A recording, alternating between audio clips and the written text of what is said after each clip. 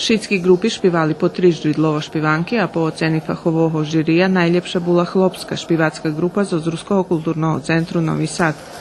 Evo už veľmi roky prichodzíme na tot festival i konečnom še udalo i osvojiť toto perše mesto. Društvo Rusnacog u Subotici dostalo specijalnu nagradu fachovoho žirija. Того року ми ще не ісце давно почали ріхтаць.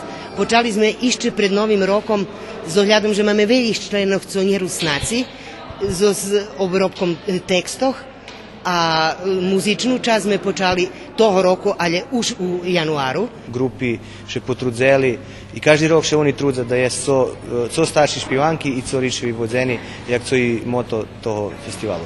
A co še dotika učašníkov, prezadovali sme. Znači, možeme povedať, že šitski odvolali, šitski boli i šitski uglavnom počitovali propoziciji, osim že boli ako zlogši špivanki, jak sme zahtevali.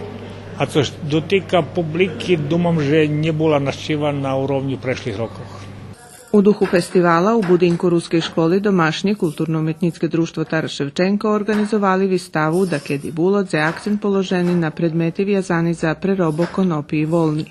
U dvore oprez matki otrimana vistava starih remeslov, na kotri buli prisutni kalapar, kušnir i cukrar, tokare i stolare. Festival Nešenje za budze financijno potrimal Nacionalni sovid Rusnacog i Pokrajinski sekretarijat za kulturu i javne informovanje.